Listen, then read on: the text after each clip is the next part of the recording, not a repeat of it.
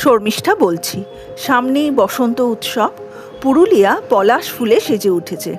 আজ পুরুলিয়া ভ্রমণের কিছু মুহূর্ত ভাগ করে নিচ্ছি।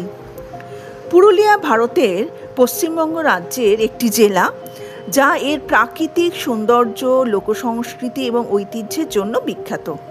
এটি ঝাড়খণ্ড ও উড়িষ্যার সীমানার কাছে অবস্থিত এবং ছোটনাগপুর মালভূমির অংশ। পাহাড়, জঙ্গল ও জলাশয়ে ভরা এই জেলা পর্যটকদের আকৃষ্ট করে। অযোধ্যা পাহাড়, মার্বেল লেক, খৈরাবেড়া ড্যাম ইত্যাদি উল্লেখযোগ্য স্থান। পুরুলিয়া ছৌ নাচের জন্য বিখ্যাত, যা একটি মুখোশ পরা যুদ্ধ নৃত্য।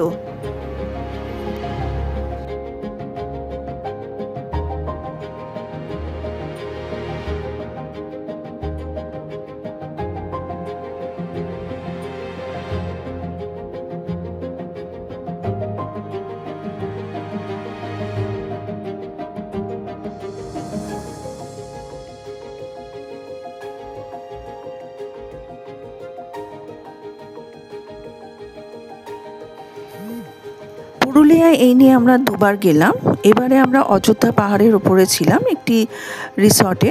রিসর্টটি খুব মনোমুগ্ধকর ছিল, আর খাওয়া দাওয়া পরিষেবাও খুব ভালো ছিল। আগের বার যখন আমরা পুরুলিয়া গেছিলাম তখন অযোধ্যা পাহাড়ের নিচে ছিলাম।